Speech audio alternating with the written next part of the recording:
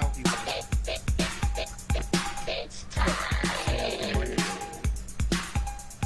What? Stay off your mic. That's the way we got Damon running through the. Oh, good.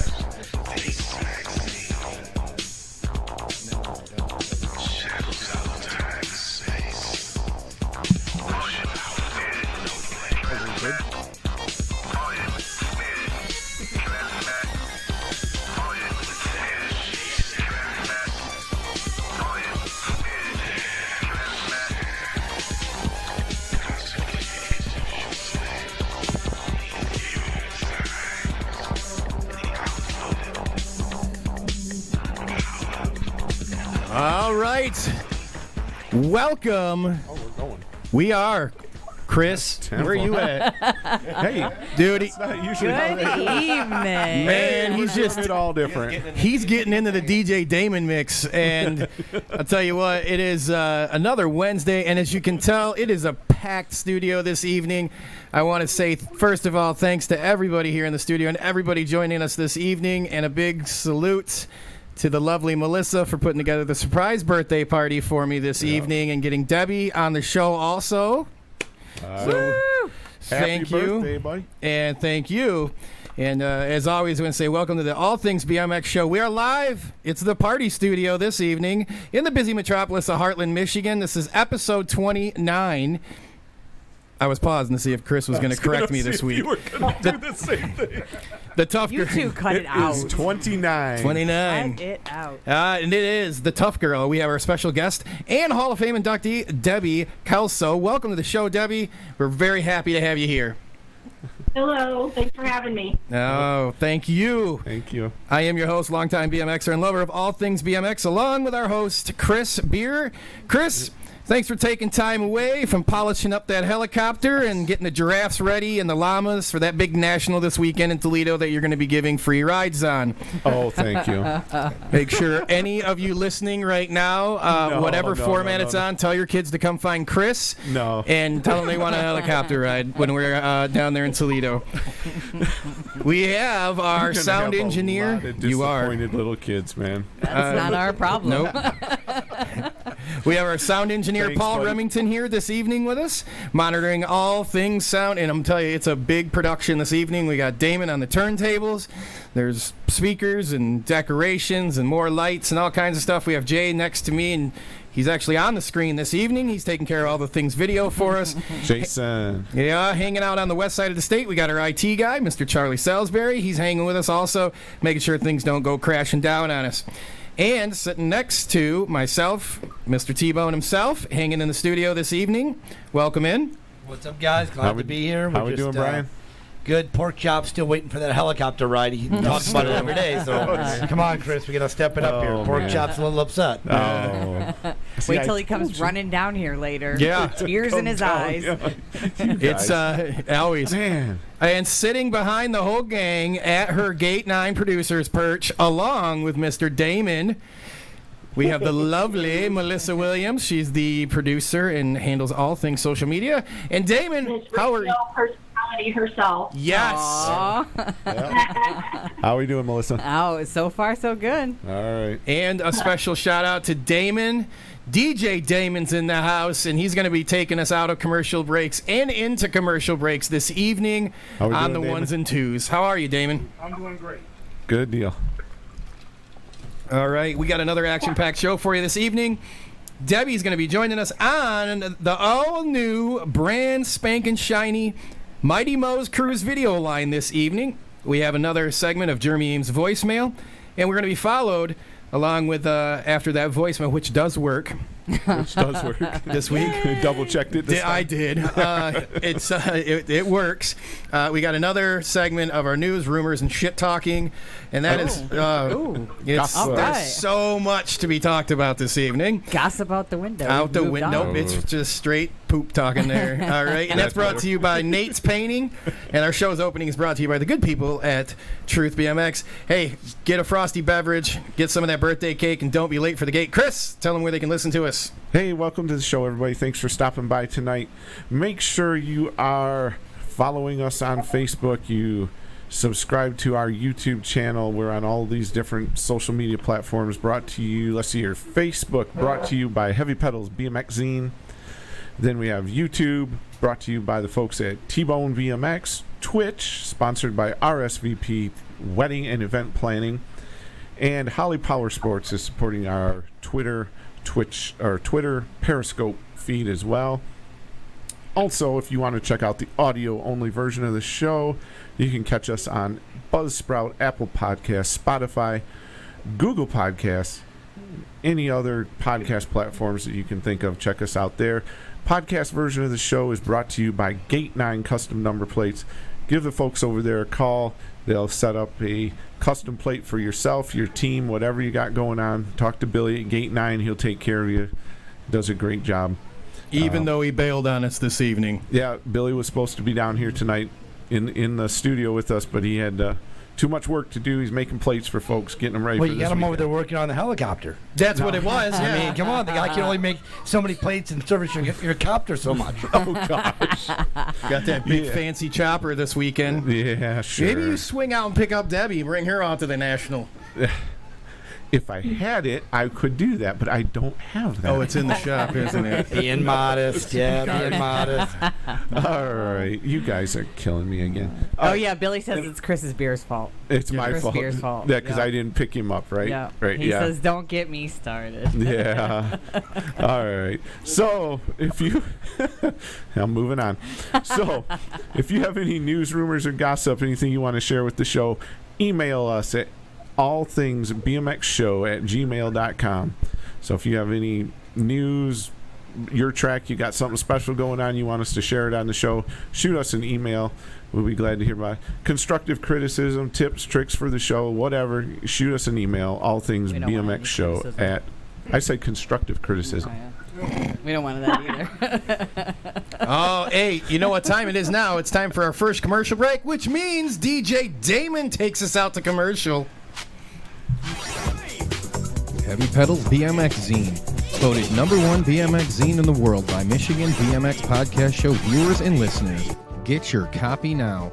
Heavy Pedals is sold locally at Solon Bicycles, Ray's MTB, Reggie's Bike Shop, and globally at heavypedals.com. Make sure you get over to our Facebook page, give us a like and a share, and while you're at it, head on over to our Instagram page at Heavy Pedals BMX.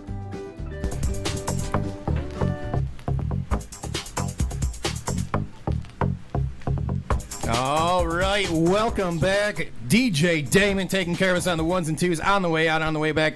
And we want to say big thanks. You got to meet him last night, didn't you? You got to meet Chuck down at the track? Chuck Nagy from... Chuck Nagy from Heavy Pedals? Heavy Pedals. Yeah. Met Chuck, nice guy. Yeah. There he is. Big shoulder surgery, broke the arm, and Yeah. he was showing me how the guy did such a good job stitching the tattoo back up.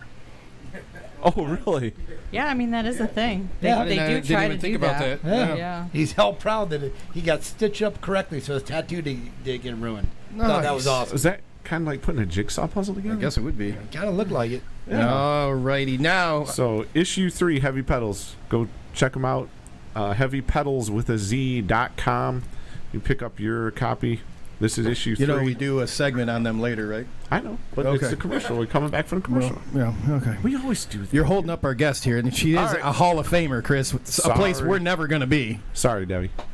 Like, good gosh. All right. We want to welcome in now our Hall of Famer. And, you know, you've received the most fanfare to be on the show, just for the record, also. So you have that. you have that title going for you too. So most fanfare to have on the show, and probably one of the most elusive guests we've got. Also, it took us 6 months to wrangle you in here. And we appreciate you taking time and joining us this evening, Debbie. She just likes to play hard to get. That's right. That's right. And we like it. And thank you also. Thank you so much. And we really appreciate you taking time out and joining us this evening. As always, we really encourage the listener participations. For those of you that are driving over to the National, you guys are in your car or you're out there at Toledo BMX right now hanging out, even though they rained out this evening, you guys are still hanging out listening to the show. Put your questions in, and we'll get them on the show for you, and we'll get them asked right to Debbie. All right. Yeah. Put your questions in the chat. Make sure you give us a like and a thumbs up. All right, Chris. All right. So again, welcome to the show, Debbie. We really appreciate you stopping by and hanging out with us tonight. And our first question we ask everybody is, how did you get started in BMX? How did you find the sport of BMX racing? Well, my story is really not that different from most of the other girls that have been involved with the sport. Most of us have either had brothers, younger or older brothers, or somebody that lived in the neighborhood that got us interested. I grew up a tomboy. I was always playing sports. It didn't matter what it was. A lot of times I was playing football. But my brother was getting ready to have a birthday, and my dad took him down to East Lansing Cycle, and they were looking for a bike to get him for his birthday. And it just so happened that they were promoting a little bike track that they had up the block, something like that, for the kids to try out. And so the guy that was working at the shop encouraged my dad and my brother to just go down and check it out. And, you know, it didn't take but a minute for my brother to get super excited and wanted to do that. Well, I mean, if he's going to be allowed to do something like that, I was going to have to do it too. Of course. So it took a good while. I threw a lot of temper tantrums, but eventually talked them into building me a bike. They really wanted my brother to, like, have his own thing, his own sport, something that didn't involve my sister or myself, but that didn't happen. So my dad put together an old Schwinn for me. I think the bike cost about $200 at the time, and jumped on that and just got the riding. So it's, you know, it's not that different than a lot of the other girls. I think most of them had brothers that kind of influenced their decision to get out there and ride. Was your brother bitter about that at all? Did it cause any sibling tension or anything? No, I mean, I was 10 and he was 9. So, I mean, we were pretty young. I mean, if he was mad about it, he didn't really carry a grudge. And as we got older, and things evolved in different ways for each of us, excuse me, within the sport, he was really supportive. That's awesome. He was very supportive. We were at different levels, and, you know, he's racing boys and I'm racing both boys and girls. So it was a little bit different for each of us, but we were very supportive of each other. I mean, we lived at the track. We were there 24/7, 7 days a week. So. Wow. Well, that's cool. I like to hear that support going on in the family. So yeah, Lansing Cyclery was our beginning. Okay. So folks that don't know, you started out in Michigan. I did. I was born in Michigan. Yeah. In fact, everybody in my family was born in Michigan. Okay. And you guys helped start the Lansing track back in... We started the Lansing track at Jack Pine Lodge. There was a lot of people involved in that, so it wasn't just the Kalsows. I can't remember everybody's name. I was really young, and what year was that, Debbie? Do you remember? Tony Luke's family, Tony the Tiger Luke, his family was out there a lot. Brian Barlow's family, the Heinrich family. Gosh, there were so many. I'll probably think of more of them later, but yeah, there was a whole group of us. Hey, so real quick, in your slideshow that's going to be running for those watching, Mr. Steve Dyer sent over some pictures earlier today that I put in there. I want to make sure that he got credit where credit's due, of the Lansing track where you were, where you and your family started it.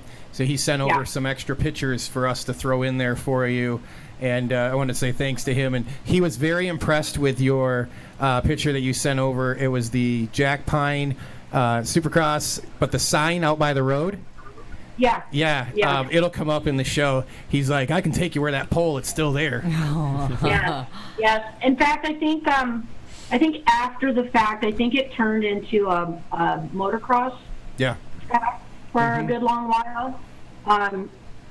It was a large piece of land, and when you come in right off the freeway, you literally have to go uphill, and at the top of the hill was a big lodge, and had a full kitchen and everything in it, and just outside the lodge is where the starting gate was built, and then there was a whole field down on that other slope on the other side, and we had to clear out that entire field. Wow.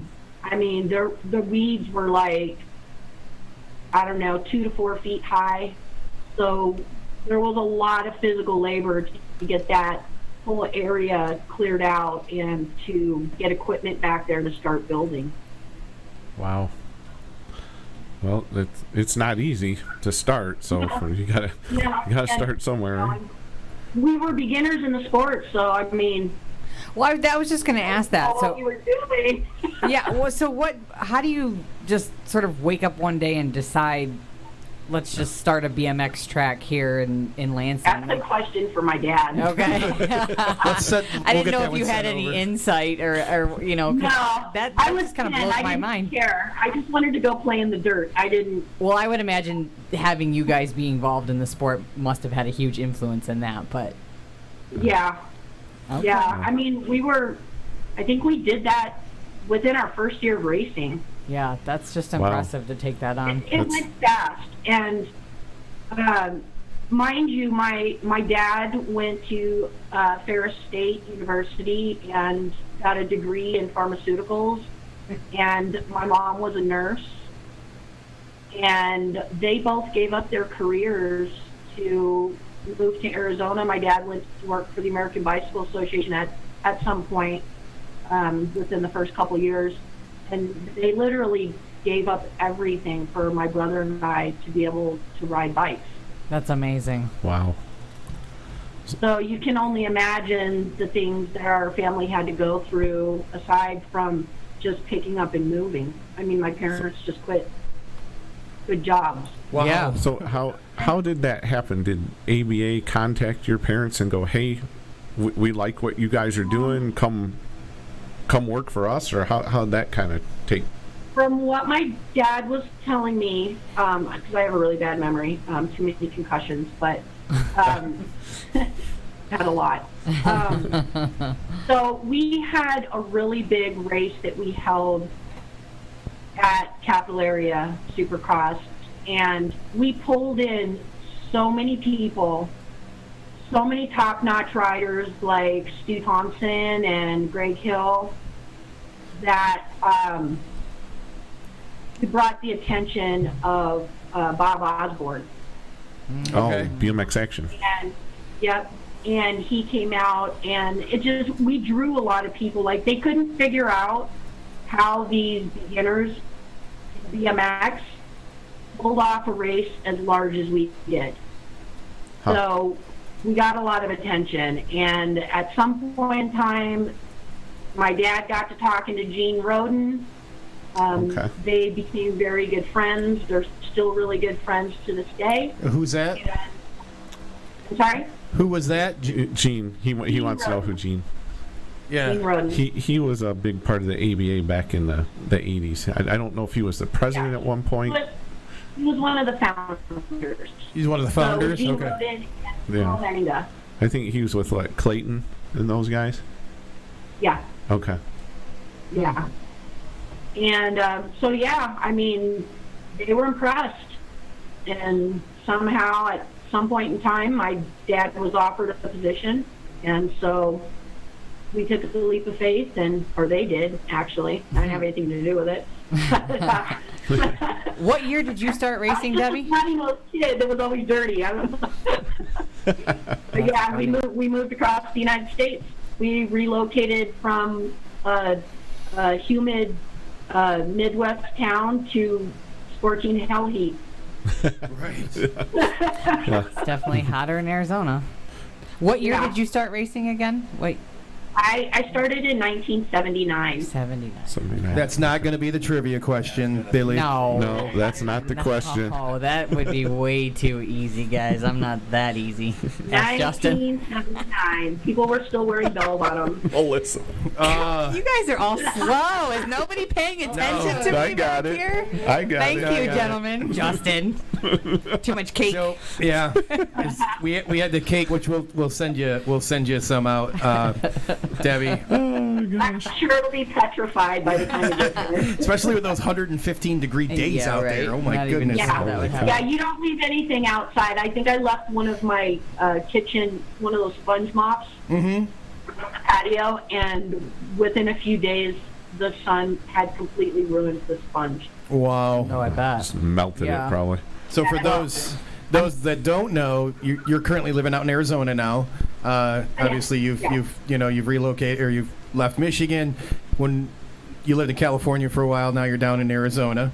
And as you I was basically my whole adult life. I was in California. Okay. I wasn't- So I know BMX bikes don't have kickstands, but one of the tricks to living in Arizona is you don't park your bike kickstand on the asphalt, or it will slowly sink in. yeah. Who has a kickstand? Well, that's what I'm saying. None of On a us. non-BMX bike, like somebody like me who doesn't ride a BMX bike, Beach cruiser. I have a kickstand. Hey, we found out this weekend why. Oh, yeah, that's true. What Melissa's referencing with the kickstand on asphalt. Justin forgot to put a board down underneath the jack on the trailer. Oh, and it sunk in a good inch, too. And Alicia, who you met before, right before the show started, her and I were out there doing our Billy Greg deadlifts. Billy Greg Yes, they did. Except they made the mistake of wearing shoes. No, it wasn't. No, it was not. But we managed to pull it out of the sunken asphalt and get it back on the trailer. Debbie, how long was your professional career? I never had a professional career. Well, that'll answer that. Yeah, I never had a professional career. I was never. I never think made they it put that in there to get me. pro class. I never Yeah. made it to I don't- world. Yeah, I was gonna say I don't think they had the women's pro didn't class know. then. I didn't do any of that stuff, fancy stuff. I raced from the time I was 10 until I was 16. I called myself retiring. At 16? At 16. Why not? Sounds which like was Alicia. probably, looking back, that was one of the biggest mistakes I ever made. She's not. I let my curiosity and other people's opinions in high school kind of swayed me to experience life outside of BMX. And Right. it turned out to be a really bad choice. My life went in a very bad direction for a long time after that. I missed out on a lot of opportunities within the bicycling world. A lot of the girls that came after me did great things. And, I look back and I'm like, I could have done that. Right. Yeah. But I made a decision to experience a different sort of life, things I thought I was missing. And honestly, those things that I thought I was missing, it wasn't worth it. Right. Well, So, Well, hindsight is always 20/20. yeah, the grass is not always greener on the other side. It sure is not. But So you know I what? really You live and regret learn. that. I left right before there was a girls' pro class. I think it was the year after I quit that there was a girls pro class. So I missed out on that whole generation, and I think that would have been really cool. But I guess part of your story is there wouldn't be a girls pro class if it wasn't for something you did before that. And before we get into that, we got to jump to a quick commercial break. And DJ Damon, my man, take it away.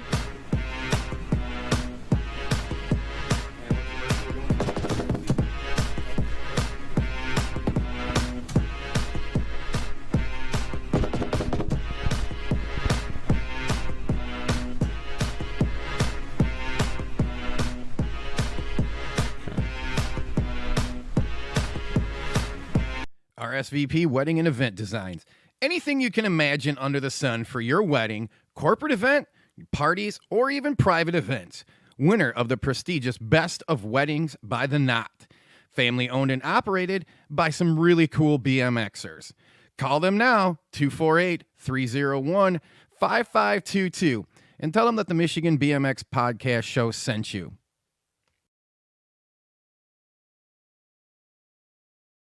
Typically, A, you don't. Okay, we're coming back. That's true. And B, that's from Wikipedia. Oh. Here we go. See, I thought it was formatted from the other one. Oh, DJ Damon. Damon. Hey, we are back, and they might have heard us Chit-chatting. I am the Ron Burgundy of the BMX live shows. I read what's in front of me, people. We're don't. here. Sometimes. You We don't. are. Want to say thank you to RSVP Wedding and Event Design. John and Lynn, some great people, and I got to say thank you so much. They've been a huge supporter of the show since it started.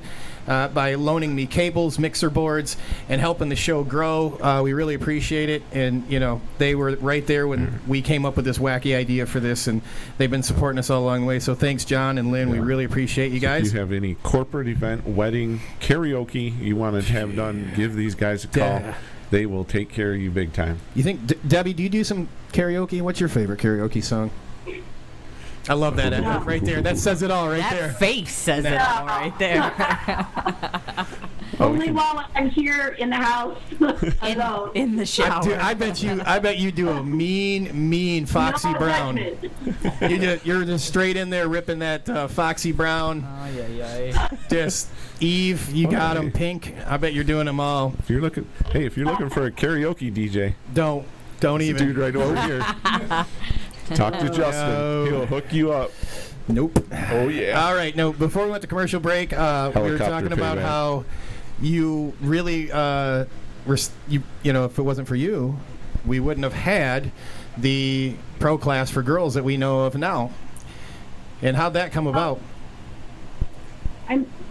When I first started riding there, and even before me, I was surprised when I started going around doing some digging on the history of girls in BMX. There were still a lot of girls that came before me, like Greg Hill's wife Liz, and a good handful of other gals that used to race at Corona Downhill.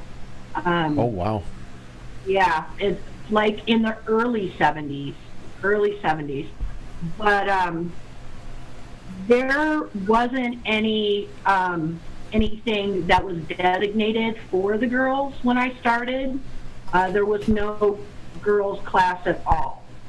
So I raced the boys all the time, which I don't regret that because it made me a much better rider and actually made me a very aggressive rider. I was a very strong rider, and anybody who got next to me will tell you my elbows did not give. My elbows never gave. Yeah. I would just lock it up, and I was very aggressive, and the boys taught me that. So yeah, for a very long time there was not any separation, and when girls' classes did come about, if there wasn't enough girls to make a class, they were not allowed to move to the board. They just didn't get to race. So things changed over the years. We just as much as I loved the sport and as much as my dad and I had conversations about why the girls didn't get this or didn't get that, he helped me lobby to get our own point standing, because there was no points for us. Really? Okay. There were no points for us. It was all just one big group. It wasn't boys and girls. Yeah. It was just one group with everybody in it, right? Yep. So it took a good while. The first year that we actually were allowed to earn points was the year that I won national number one, which was in '82. So just so I understand, when you raced before '82, you would just race. You wouldn't actually earn points for a win. Exactly. And if I remember right, I did race NBL when I was like 10 and 11. I don't remember a whole lot from that time period, but I know that there was a NBL Grand Nationals in Tennessee, which was the first national number one plate that I ever won, and there were girls' classes there, but if I remember correctly, it wasn't based on any type of points. Wow. So, I mean, I won all my races. I won the main. I won a plate. Well, speaking... go ahead, Chris. I'm sorry. So was NBL the first one to have a girls' class, or was it ABA? I think it was the NBL. Oh, okay. I could be wrong. But I think it was. If you're wrong, somebody in the chat will let us know. Oh, God, sure. yeah. Believe me. Kathy Shackle would correct me if she was on. I don't know if she's on. Yeah. But, Thank you for doing that, because that sounds like a really profound thing to be able to kind of lay your hat on, because I had no idea that it was that sort of different. Yeah. You just showed up, raced, and nothing. When I was doing my research earlier today, I like I said, I've hit my head quite a few times, and my memory's really bad. So I was just doing a little bit of research earlier. But even in motocross, for motorcycle racing, the women didn't even have their own league till like 1995, 96. Oh, wow. Really? Yeah. And is that where the term, and I'm going to get a bunch of heat for this, but powder puff came from? It's okay. It's in her Hall of Fame speech. It's okay. So you can't get in trouble. Yeah, and I'm glad you brought that up. I mean, at the time, being as young as I was, I really didn't think anything about it. But as the years went on, I mean, honestly, that term in itself. I mean, what is the meaning of powder puff? When you think of powder puff, the first thing you think of is soft. Yep. Right? Yeah. This is not a road I want to go down. I'm hot enough back here. Let's just say it wasn't cool. It's a derogatory. Yeah, 100%. Yeah. It was not a cool thing. And, I don't know when they made that up if that's what it was meant to be or if they thought it was just cute, but, Well, yeah, and I don't know I don't think it was a BMX thing. I think it was a motorcycle or car racing. It came from somewhere else. It was motocross. Stop deflecting, Chris.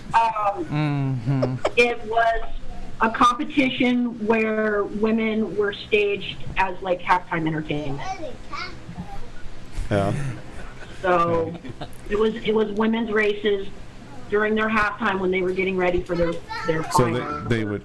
I think I remember something about this. So they would just get on their boyfriend or husband's motorcycle and they would race like you said at the halftime or something. And that's a term. We were a halftime show. Yeah. So I mean, if you look back on all that, I mean, honestly, wait, what? Yeah, it was. That's how it was. Us girls, we're strong too. Yeah. No, you're tough. We're tough. You're a tough girls. That's what I call the powder puff. Nope. Like calling it a green puff or, like, no. So we had to get rid of that. We had to change that, and, boys, girls are called girls. Easiest thing to do. Yep. But still, as you guys know, even up until, what was it, a year ago that they actually made a girls expert class? Yeah. I mean, Yes. still, we're advocating every year to make things equal. Which is an awesome segue into the Tough Girls. That's all any of the girls want, is for things to be equal. Right. I know the guys are tired of hearing about it. I mean, No, we're not. Because I think that's an important thing. It's like 'Cause- all us girls do are complain about how things aren't equal. But Well, it's- I'm not even gonna call that complaining. Yeah. I'm gonna call that more like reporting, enlightening. Right. I'd agree with that. You know, I mean, I used to, you know, I there's raced a lot back of in girls the... out there that can kick a lot of boys' butts. Hey, Exactly. That's what I was just. man. That's what I was just gonna say. You know, back when I raced back, let's say I want to say like 83, 84, somewhere in there. You know, I was racing, and you know, if there, like you said, if there wasn't enough girls to make a class, they raced with the boys. I got whooped by some girls. I mean, they were good. I'm not gonna say, you know, I'm not afraid to say I got beat by a girl. That's, hey, they're that good. I got treated in a lot of different kind of ways from the boys. There were some boys that thought it was just so cool, you know, that I was racing with them. And then there were the other ones that would get pissed off because I would consistently beat them. So what started happening as I got older, especially at the Chandler track in Arizona, because that became my home track, my dad ran that track, they would purposely take me out. And I don't mean just bump into me. I mean, they were out to hurt me, and they would hit me really hard. I had a lot of broken bones. I had a lot of concussions. And that was their way of trying to get me to quit. good thing it didn't work. Yeah. It only made me work that much Exactly. harder. Like I said, it made me that much more of an aggressive rider. So when I came back into the sport 6 years ago, and I started coaching, I would always tell the girls when they would complain about racing against the boys, I told them it's only going to make you a better rider. Having conversations with their parents where, you know, parents were constantly saying, you know, it's just not fair, it's just not fair. Well, it might not be fair, but you have to look at the positive aspect where your daughter is going to become a hell of a rider. Right. There's Yeah. going to be opportunities to race in her own girls' class, but for those times where you have to race the boys, use it as training, use it as learning. Learning. You Yeah. know, that's where you're going to learn all your good moves. I mean, my favorite move was high-low, and I would swoop on them every time. You know, so I just encourage the that's a- parents and girls, you know, get out there and race the boys as much as you can. Take advantage of it. When you get to the larger races, most likely you're going to have your own class. Yeah. That's Take those skills that you're learning racing against the boys, and you're taking it out there and using it against the girls. Yeah, that's the same thing. I have two daughters, and they raced, well, probably 10 years ago now, but that's you know, they'd end up with the boys, and they're like, we don't want to race the boys. And I'm like, it's good practice. You'll learn from Yeah, it. you do. Of course, they were like, you know, 7, 8 at the time, so it didn't really, you know, they didn't want to hear that, but. You know, I tried to explain that to them, and it's kind of the same thing. What you're talking about. Let's say you have a novice or an intermediate, and they get bumped up to expert. You know, and then the parents and the kids are all, oh, they got to race expert again, and they're complaining about it. I'm like, it's a learning tool. You can learn from But that. you know what? Sometimes it's not the rider that's not wanting to do it. Sometimes hearing adults talk, sometimes we tend to forget what we're saying and who we're saying it around. Yep. Sometimes parents say things about who they're racing against, what gate they're in, you know, things like that. Those types of things, really, you shouldn't be talking negatively about those things around your rider. No, because it gets, especially if they're very young. it gets in their Because head. it's influence them, and every time they go up to race, they're going to be like, "Oh crap, I got gate 8." Yeah. You know, well, It's gate 8. If you're fast, you're fast. You're going to win. It's gate 8. yeah. Just get out Yeah. and win. Get out and win. That's all you got to do. It's just like the riders look at a moto sheet. I'm not saying that's the case all the time, but Oh, yeah. sometimes us parents and us adults No. forget what we're saying and Yeah. how we're saying it around these kids. No, actually, you were just going to say? Yeah, my wife started riding at 36 years old, and she races women's cruiser, but I got her racing men's novice because that's where she's going to get her skills from. That's where she's going to get pushed competitively to race the women that have been racing for 10 and 15 years. So she's got to get out in that competition. But she'll look at a moto sheet and see NAG 4 and NAG 6 and Gold Cup 3. But I tell her, you can't hide behind a plate. Nope. You have to go out there and actually do it on the track. And So a plate doesn't everybody matter. has a bad day. That's a great Everybody point. has a Yeah. bad day. Yeah. So you better learn how to take advantage of when those riders have that bad day. And which pro was it that said he never looked at moto sheets? John Purse. That's right. He John said Purse. he Really? told He didn't look- Darlene, because he trains us down in Sarasota. He said you're not allowed to look at the other riders in your race. And You can look at one, but don't look at the other riders because Yeah. you're going to sit around for the next 3 hours worried about who Yes. you're going to race, Right. and it doesn't Yeah. matter because they're going to show up and you're going to race them. So worry about yourself and do the best you can. Yeah. yeah, and that tell I you try to get my solid parents advice. not to tell their kids who's in their moto. Yeah. I tried that. It doesn't really work, but, you know, I tried to explain to them why. You know, they don't really need to know who's in their moto. Doesn't matter, does it? Yeah, well, They just need to get up in the gate. yeah. You their know, thing. they just need to get up in the gate and do their thing. That's it. Right. Hey, It's just as much a mental game as it is a physical competition. Right. So all you parents out there, pay attention to this little segment That's right. we're having right now because we're ranting.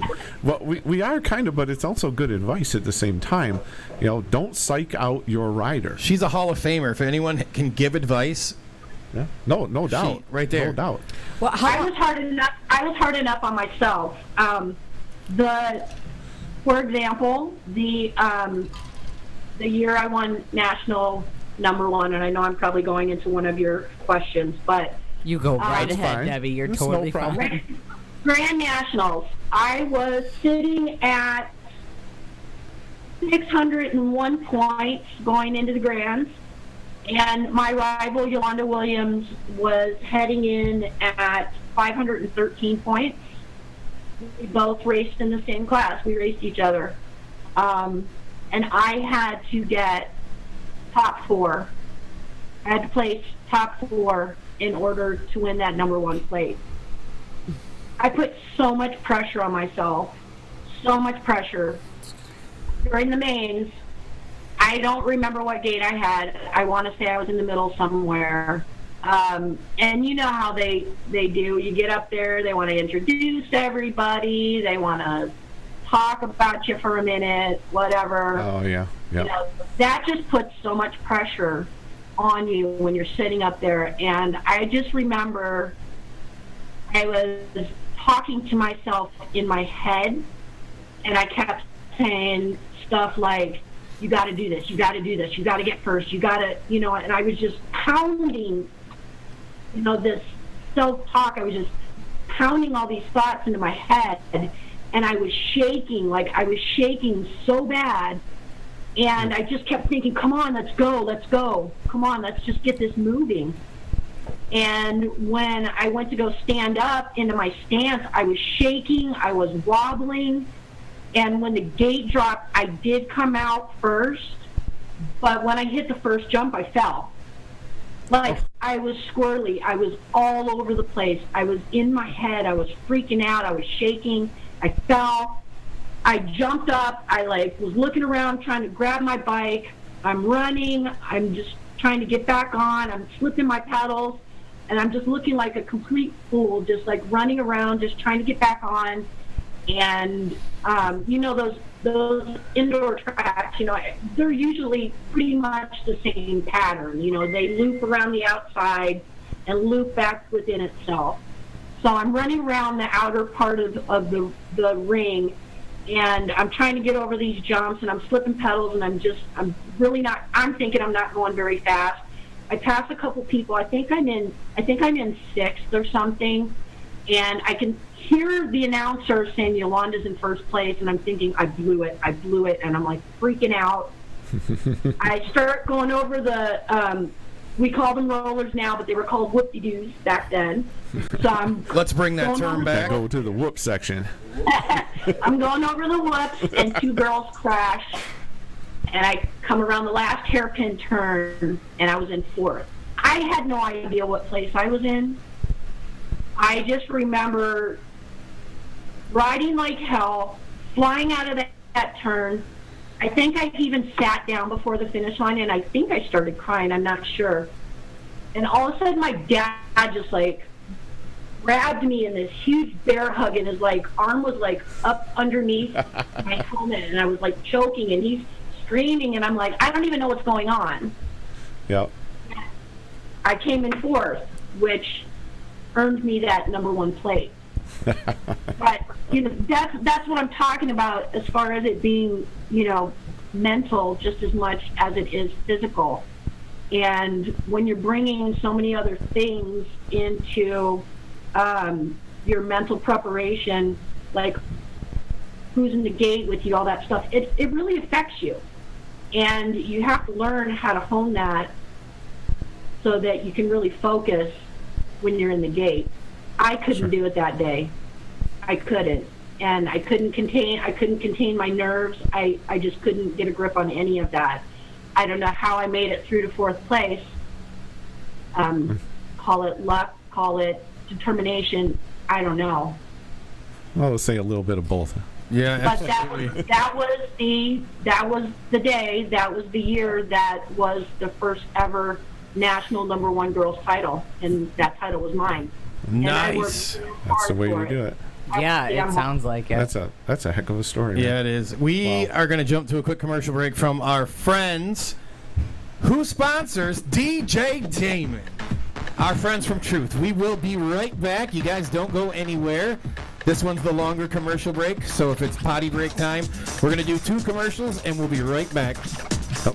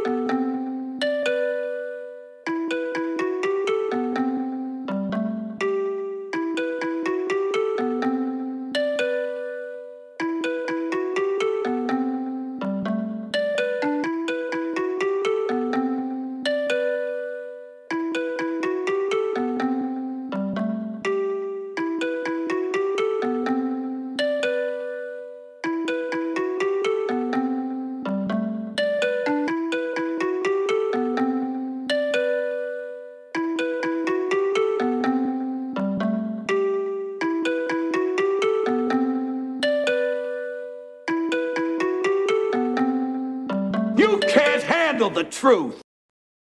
Hey, Metro Detroit, it's time to experience the coolest store you've never been to. Magic Motorsports in Waterford. Discover over 40,000 square feet of savings. From motorcycle parts, accessories, and service to hoodies, coats, jackets, and sunglasses from Oakley and Spy, and so much more. Looking for that perfect gift? You'll find it here. Get big discounts on everything every day. We also carry the area's largest selection of BMX bikes and accessories. And we change motorcycle tires while you wait. Magic Motorsports on Dixie Highway just west of Telegraph in Waterford. I don't know. Yeah. All right, here we come. All right. We're going to go into sponsors. And we are back. I think we've been back, right? Good. Yeah. Well, you're quick on there, man. All right. So, just confirmed, Debbie, Bubba Hayes will be on next Wednesday. My buddy Bubba. Yeah, just confirmed. Wow. There you go. CW riders. Well, I knew Chris was going to have an anxiety attack if we didn't have a guest for next week, so I went to work. Bubba grew up on SE Racing with Scott Bryde-Hopp, Harry Kramer. Nice. Yeah. So he's right in there with them. Boy. Mm-hmm. That was Tracer Finn. He was on CW also, right? Tracer was on CW. Yep. Okay. We're working at getting that whole team on the show. Yeah, pretty much. We're just going to do them like each week. Boom, boom. Working our way down the roster, I right? think, so there's Billy, there's you, Tracer, Hollywood, who's going to be on later, and it's Clarence. Clarence Perry, Clarence Callahan, Paul Meesey. Okay, those last three are the ones that I don't. You're on it, Debbie. Yeah. Maybe they're listening right now. They can make contact the show. Clarence, we'd like to get him for sure. All those guys, all of them. Andy Derzo. So, since we're talking CW, how did your sponsorship? Who was your first sponsor, and how did you end up? So my dad, again, being that I was so young, my dad pretty much negotiated all that kind of stuff for me. I did start off riding for East Lansing Cycle for my first probably, I don't even know if it was a full year. It was probably half a year, maybe a full year. I also sported the Capital Area Supercross jersey for a while. God, I love that jersey.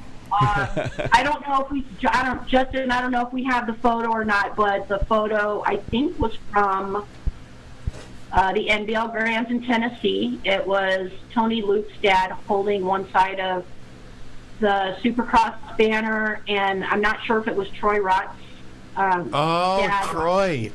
There's a name. Wow. He's on Facebook. He's on Facebook. I know. I've known Troy a very long time. Yeah? Yeah. He's a Lansing guy? No, he's a Shiawassee County dude, man. We roll. You know how we roll.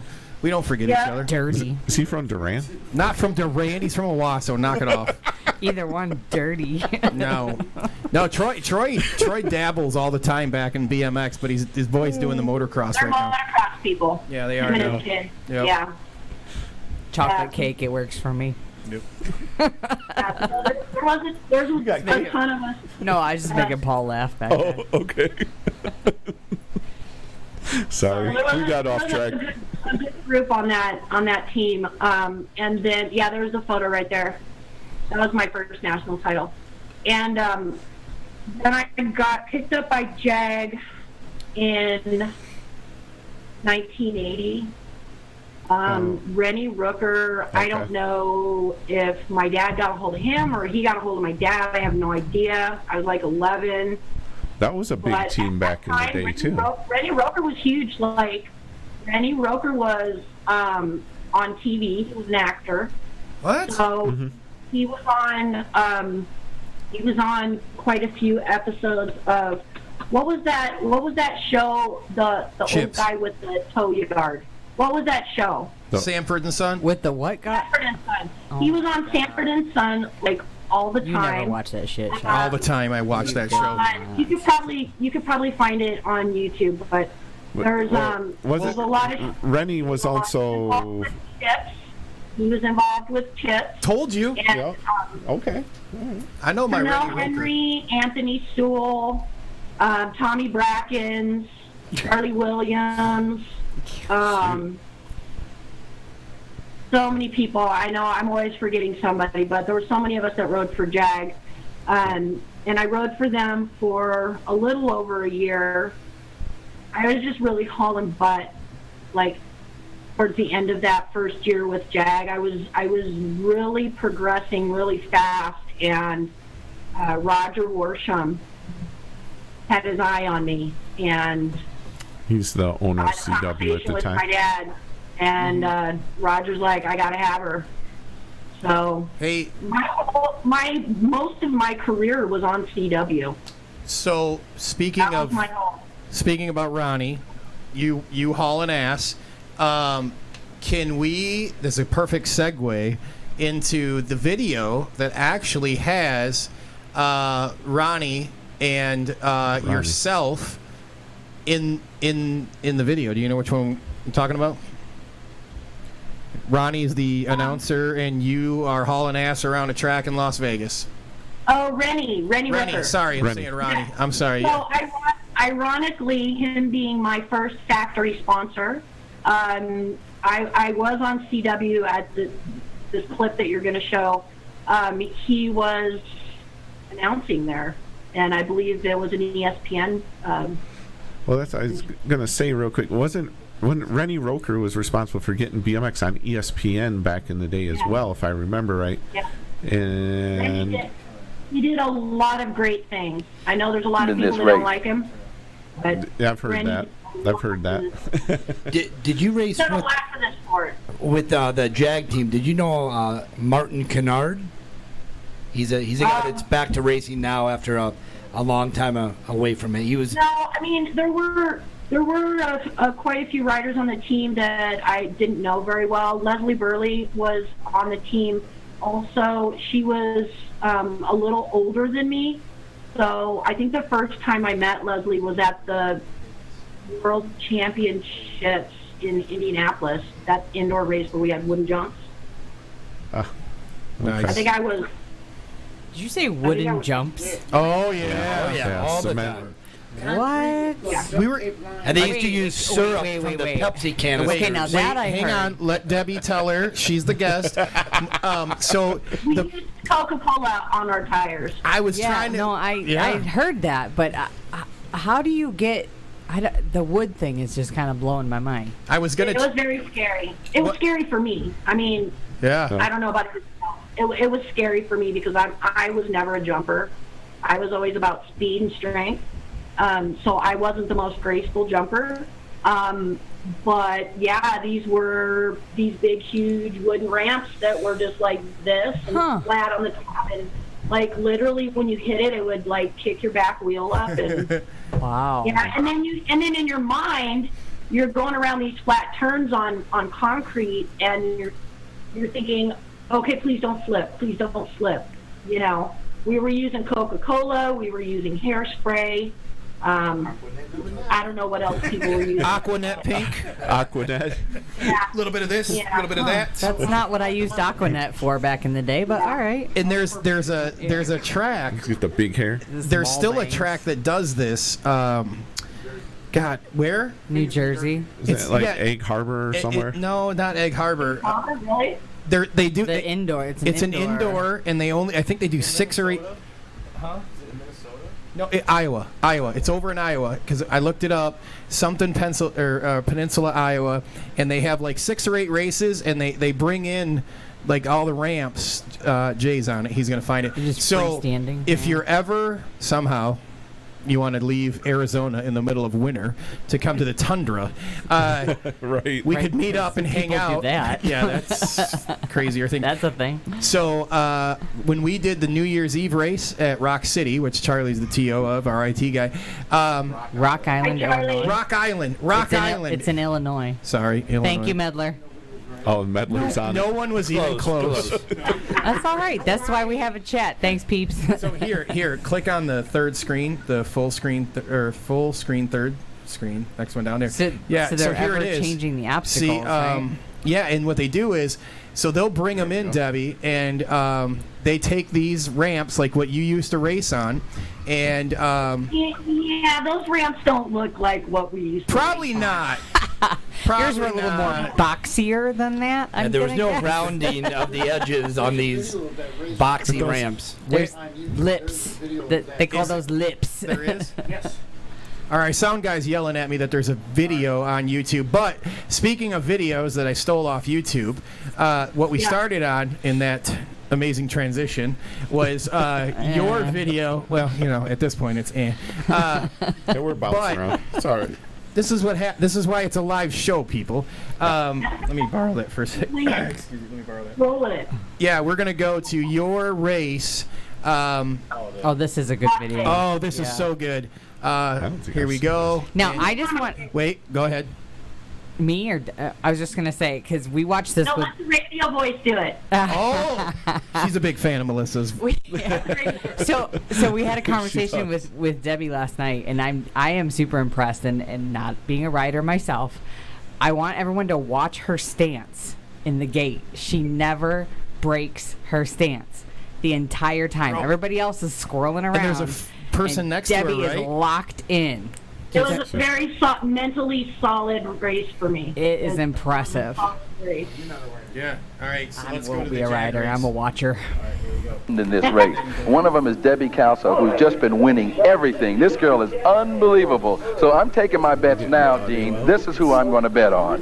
Well, Rennie, I'll tell you, if there's anybody that can beat Debbi Kalsow, and it's pretty slim, it's going to be Sue Gingrich. Now, Sue is number 54. Yeah. Now, she's got an inside gate position, but again, Kalsow is extremely tough to beat. She's got that number 1 on her plate, and that speaks for itself. She's in the center of the gate, so she's got a good gate position, but if anybody can muscle her way inside in that first corner, it's going to be Gingrich. She's a big girl. Yeah, she's this very is strong way and very more, competitive. Let's keep an eye on her when action this gate drops. description. I don't know if that's fair. I forgot that she was in this race because she is strong. Yeah, she is. She's physically larger than the rest of the girls, and she's, to be honest, she's a little bit intimidating, and I think that's going to show in this first corner. so Again, keep an eye on black and gold Gingrich, helmet. and she is the yellow jersey in that number 2 gate position. Okay, well, I'm still getting on Debbie. Here they go now. Yeah. They're all set. They're up on their pedals, and that CW, 2 pedal start, which you're going to have to tell us about a little later on in the show. Okay.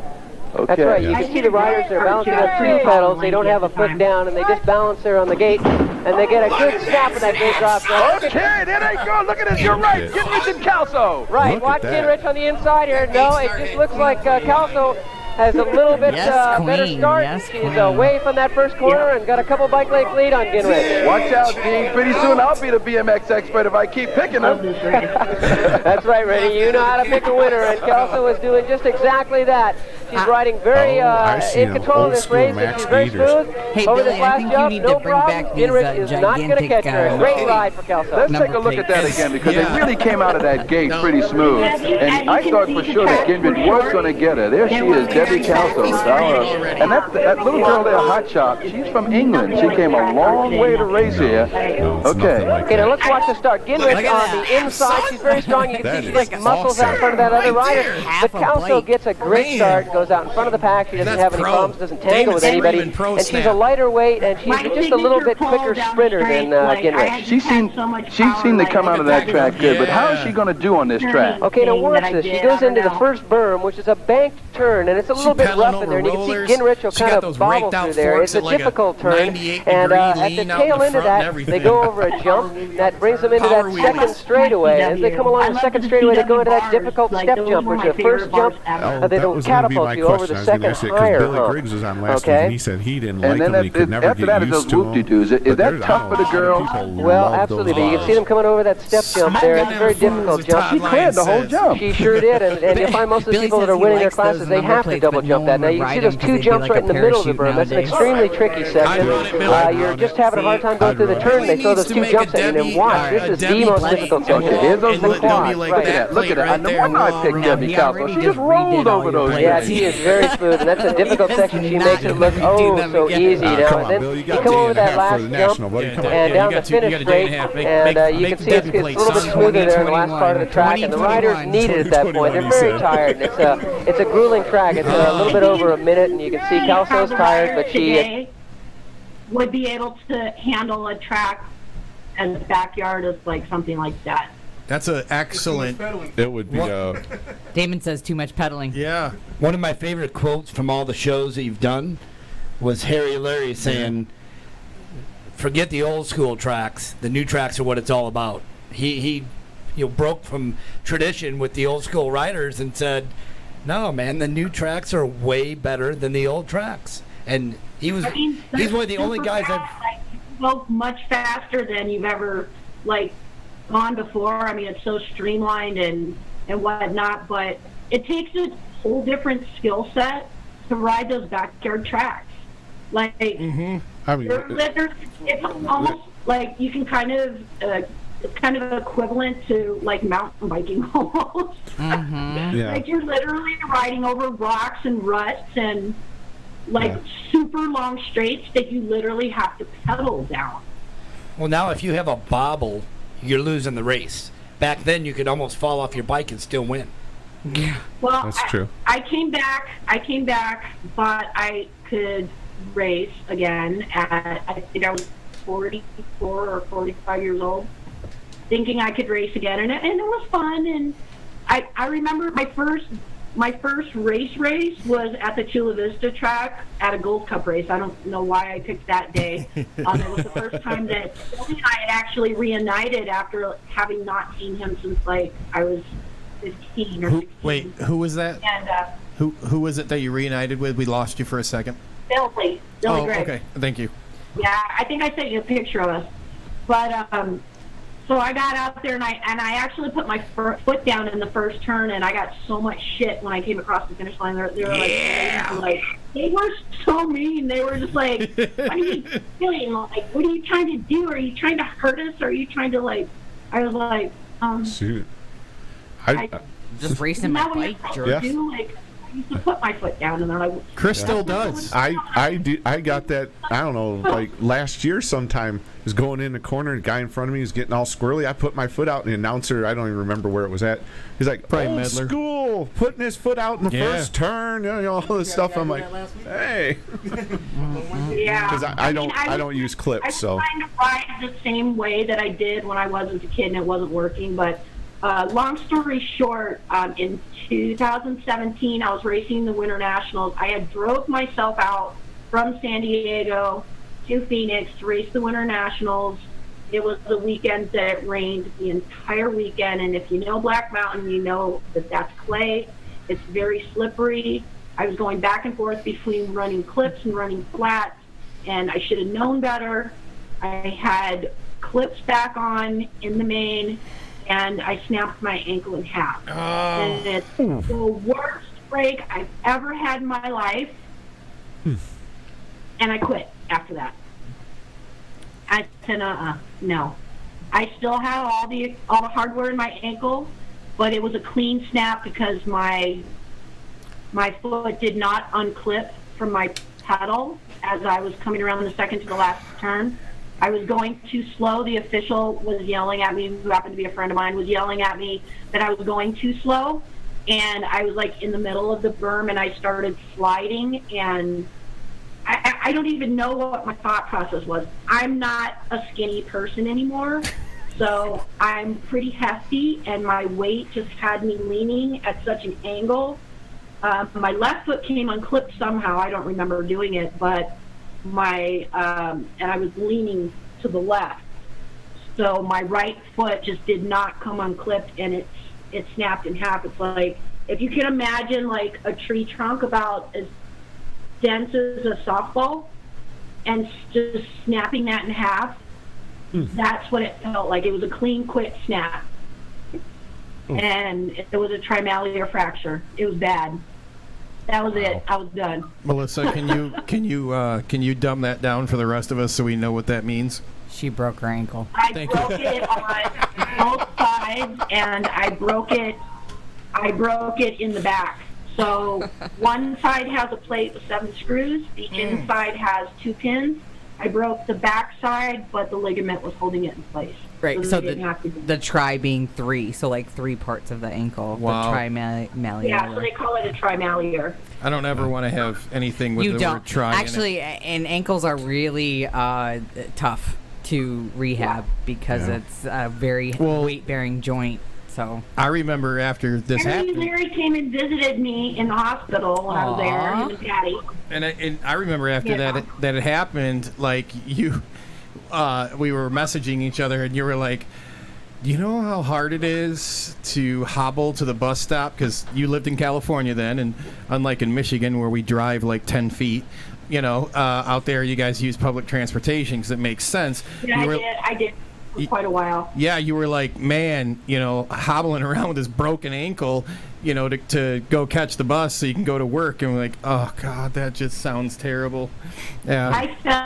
I fell on my crutches a lot because little did I know that even the tiniest drop of water on a floor or concrete or anything, your crutch will fly out from underneath you. Yeah, so mental note. I fell going into Walmart. I fell in the bathroom at work, and Yes. I couldn't get back up, and I laid there until someone else came in to help me up. Just a word of warning to all the riders in this room. Crutches are for 18-year-olds. None of which you are anymore, so Come on now. Hey. rubber side down, or you're using a walker. Oh, I can't wait to get a walker. I'm going to get a Gate 9 number plate. It's going to be the Debbi Kalsow edition, the big one on the front, and I'm going to run around with that walker all the time. Okay, so since Dude, be careful what you say, man. From All Risk Racing, he gave me a knee scooter, so I used that. but, those are helpful. You still have to have a lot of balance for those, though.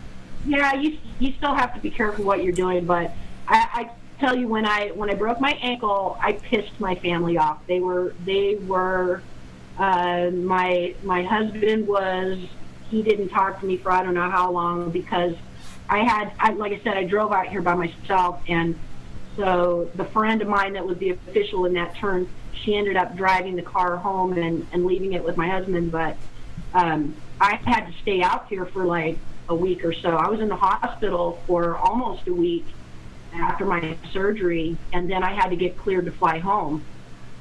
And so, Debbie, my mom and dad and my brother were just like livid. They're like, "What the hell were you thinking?" Like, I like to ride bikes. Yeah, right. Exactly. Well, which makes me want to walk back in time with you and talk about your arm and the fracture of your arm. And then the therapist in me wants to hear about the cast adaptation that you had so that you could get back on your bike with a broken arm. First of all, because that's badass. That's what tough girls do. That's why. Yeah. Yeah. So that was in, what year was that in? That was in 83, I think. Yes, It ma'am. was in Elkhart, Indiana. And I was there for the Summer Nationals, and during practice, I was really focused at that race, and it was kind of a hot mess during practice time, and so many people were just like barreling off the starting hill, and there was a kid that had gone over the first jump, I think it was a tabletop or something, and crashed on the other side, and I didn't see them there. And I'm hauling butt, like I was trying to like work on the first straight. I was working on my sprint to the first turn. I was trying to figure out my moves and whatnot. And I came over that jump, and that person was like right there on the ground. And I hit them, flipped, and ended up fracturing my elbow. I didn't remember hitting my elbow. All I remember is I just wanted to throw up like everywhere. I was sick. I was so sick, and all I remember was looking up at Mike Polson of Schwinn, a good friend of mine. He was right there and was trying to figure out what was going on. Was I okay? And I ended up laying there for a good long time. Is that the track that had the big starting hill? Well, it wasn't that big. No, it's not that one. Okay, I'm getting all right. Yeah, not like anything that we have today, but Okay. So they took me to my parents were not there. I was with the team, so parents were not there. I think we were on summer tour actually, and went to the hospital. They said they couldn't. They said they couldn't find anything. They thought there might have been a chip or something. They really couldn't find anything, but they were telling me my elbow was broken. And they gave me some pain medication and whatnot. I was like, I don't know, 14 or something. I didn't know anything about taking medications, and I ended up taking this medication on an empty stomach, and I mean like completely empty stomach. And I got really super sick. Oh, yeah. That was not a good trip for me. So when I got back to Arizona, ended up going to an orthopedic works doctor, found out that there was a fracture, there was a chip, and what they did was I had a cast from here down, and I didn't ride in that too long. They kind of molded my hand to the grip, but after that, I had this big plastic contraption. It was plastic here, and then it had like aluminum or titanium like hinges on it. Sure. And so I would put that on over my jersey and strap it down with the Velcro, and nobody wanted to get near me. Like, at first, everybody thought, oh my God, we don't want to knock her over because we don't want to hurt her. But then they realized she's using it as a weapon. So, like I mentioned before, I was a very aggressive rider, and I was a very strong rider, and I always had my elbows out. Nobody wanted to get near me because every time they got near that elbow, they would hit those hinges.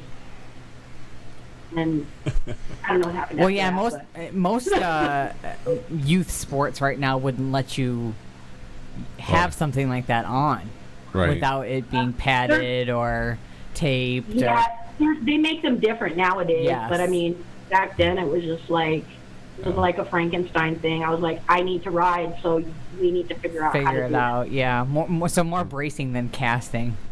Yeah, and I had that thing for a long time. I went to go look in the buckets to see if I still had it, but I gave up. It's back in the archive somewhere.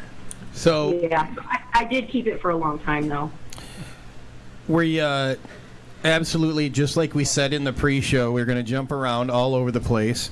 And did we have any questions coming out of the chat, Melissa? Not that we haven't been addressing as we're going along. Awesome. So what we want to do now is do we got to clear any commercials, Jason? No, all right, so we want to jump into your Hall of Fame, and I know you want to address a couple. At the beginning you want to address the guys, but we're going to be pressed for time. Is it okay if we trim the thing kind of a few minutes into your? We'll do the intro video because it is awesome. Yep. And we'll cut it kind of after the intro video there, and then we will come back. But and when we come back, we gotta touch on your experience there at the Hall of Fame. You know, the Hall of Fame race and all that stuff. Then we got to jump to our voicemail segment by Jeremy Ames and the news, rumors, and gossip. And we want you to hang out with us during all those segments and offer your input especially for our news, rumors, and gossip. As tonight it's been labeled news, rumors, and shit talking. Oh, really? Because Chris doesn't like cuss words. No. But tonight, not on the show. For the show, I made sure I checked. It's a family-friendly show. When I made the event, I was like, no, it's not. It's like kid-friendly. Check this box. Not kid-friendly. No, done. All right. Yeah, there's. Hey, so Debbie, just an FYI, we can see we have this program that runs, and it's in front of Jason right here. There's like another TV screen. You saw how it works, and we can see like how many people are watching through all the different platforms. Through all the platforms, I gotta tell you what, crushing it. Okay, you brought it, and it made. I told you, you were sought after. A lot of people wanted you. A lot of people joining us this evening, and we want to say thank you. Yeah, and share it. If you're watching it, share it with all your friends. Absolutely. And make sure you like it. Yep. So give us that little thumbs up, dude. You got lots of friends hanging out in the chat. So we're going to watch this Hall of Fame speech, and if there's not a drive... myself in my speech. So a little backstory, just because I when Debbie was going in the Hall of Fame, I spent a lot of time, I was her quote-unquote campaign manager to get her in there. And funny story, I'm going to put you here on the spot and kind of embarrass you. She probably spent more time on what she was going to wear than anything else I could think of. Because I remember her talking, and I'm like, I don't know what I want to wear. He's like, I have no. I'm like, jeans? It's hard being a big girl and looking good. So hey, try being a dude with a big badonkadonk, okay? You don't go get your jeans right off the rack, honey. No, those are not comparable. And you don't wear jeans to a Hall of Fame inductee ceremony. I wanted to, believe me, I wanted to. I know you wanted to. You got to get your Sunday best out for the Hall of Fame, man. Come on. Well, Steve Gray made me the most awesome custom-made Vans, and I wore my Vans. My dad was like, "You're not wearing Vans." I'm like, "I'm wearing Vans." No, that I get. Those are. Don't see that. It's in the slideshow. Okay. Yeah. I missed that. All right, so let's watch this Hall of Fame speech. We're gonna see this video is so kick-ass. All right, here we go. Are we muted? No. Here we go. I love BMX. It was the closest I could get to a girl, so I was psyched about it. Yeah, the volume really low. Debbi Kalsow was a trailblazer. She was dogged and she was determined, and also the first. I still don't know if to say girl or female, Billy. So she's a powder puffer out there in the world, and I am really excited. This has been a long time coming, very deserved, and I'm excited to see the video. So let's have a video for Debbi Kalsow. It was the 1980s, the heyday of bicycle motocross. And along with the growing popularity of BMX racing for teenage boys, girls were also contributing to the massive growth of our sport. Up until this point, the girls' class was referred to as powder puffs, a term coined from the motocross world. But times, they were a-changin'. Girls racing would soon get the respect it deserved. When the Kalsow family left Lansing, Michigan to the BMX mecca of Phoenix, Arizona to work for the ABA, their kids, Digger and Debbie, were already furiously fast. Debbie had already won nationals in the ABA and NBA and earned an NBL #1 plate for 11-year-old girls. The Kalsow family took over as track operators at Chandler BMX, Firebird BMX, and Outlaw BMX, and the kids kept getting faster. At that time, ABA was handing out national #1 titles for pros and amateurs, and even a factory team title, but none for the girls. Debbie was among the few who applied the pressure on the ABA to create a #1 girl title for the fast flying females of our sport. Finally, in 1982, the ABA added a 4th national #1 title to their championship series. And Debbi Kalsow was right there to chase down the #1 plate. After racking up a solid points lead throughout the season, Debbie would hold her own 82 grands against JMC's Yolanda Williams. And with 711 points, she'd be crowned the ABA's very first #1 girl. 2 years later, she would earn the #1 girl title in USBA and would become the NBL's #1 girl pro.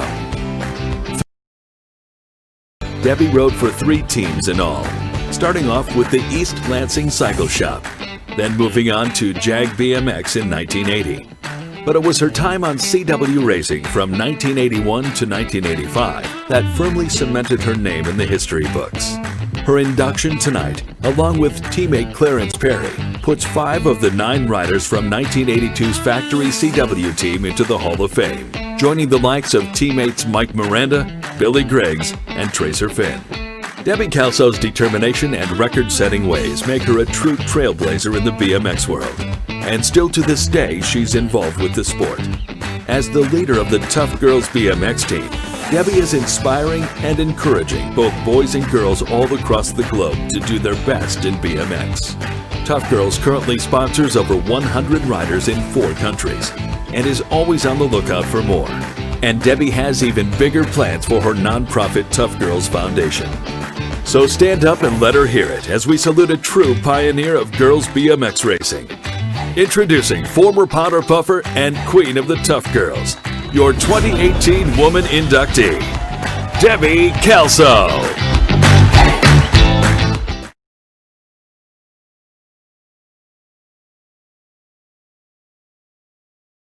Got to unmute. There we go. It doesn't. You know what, Debbie? We probably should start with those Hall of Fame things, but yeah, we should do it at the beginning. Oh, you know, we get excited. Shoulda, coulda, woulda. Man, what a awesome story. Man. Now, was there something you wanted to clear up, or did I miss that? I don't know. Was there something she wanted to say about that, or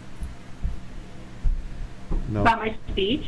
Well, I don't know. We had to cut the speech, but tell us about what it's like when you're there at the Hall of Fame, right?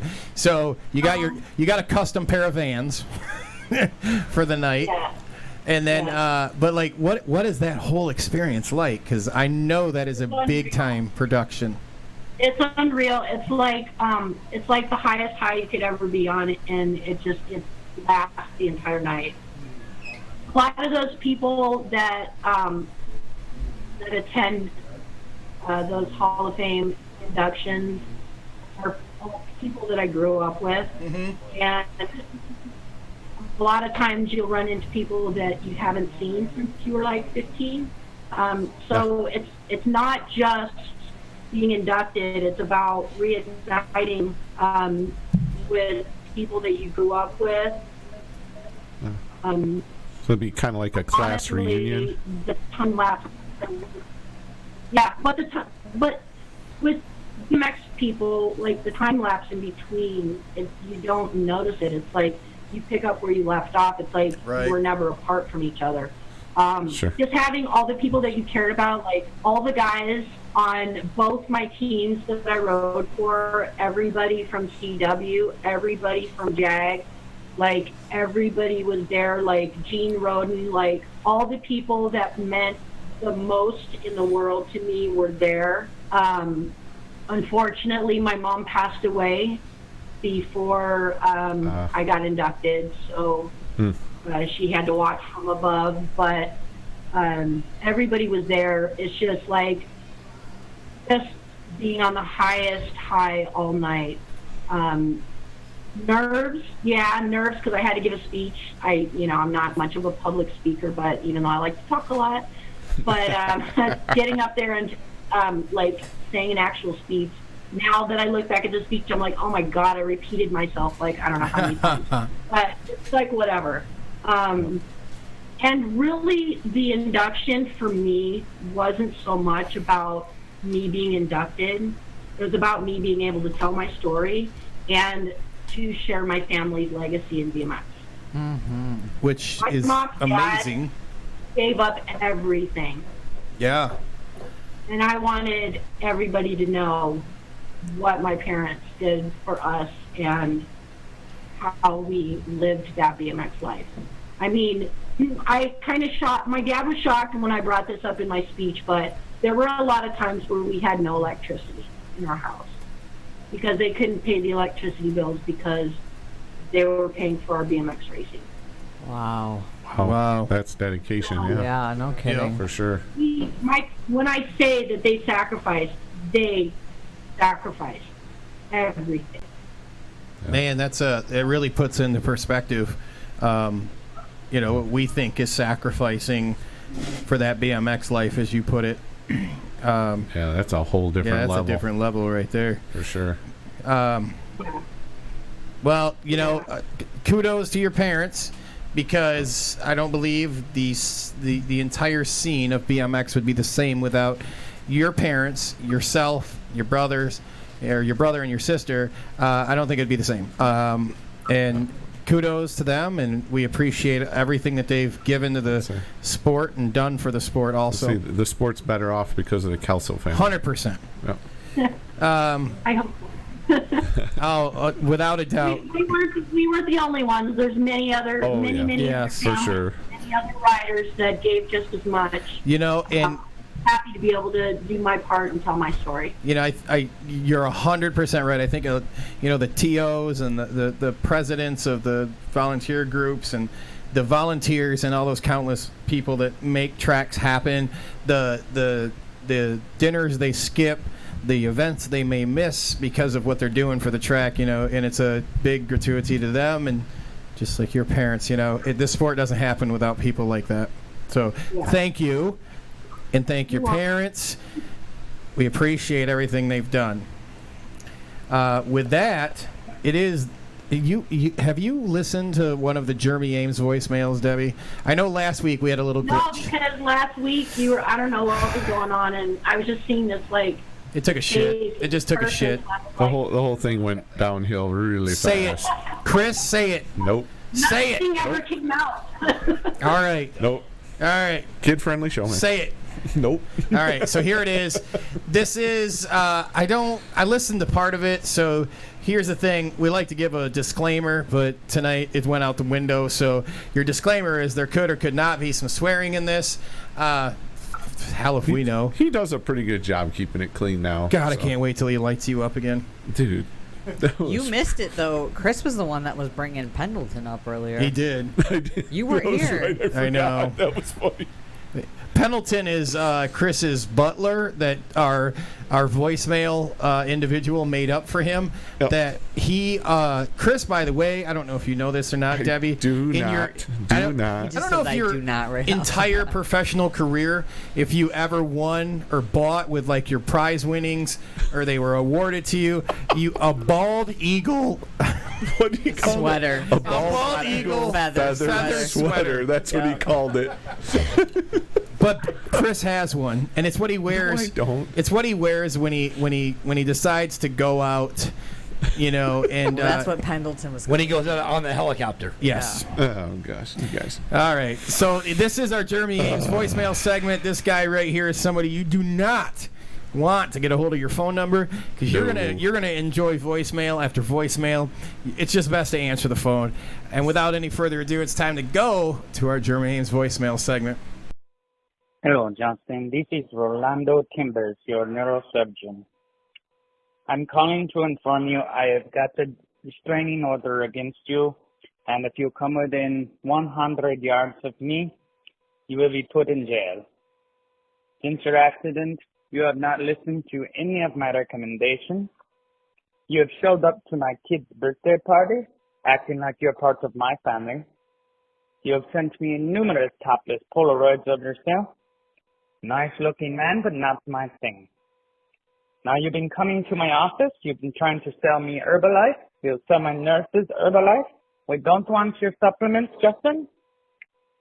I don't know what to say. You get a 5XL white helmet. You think that will change impact?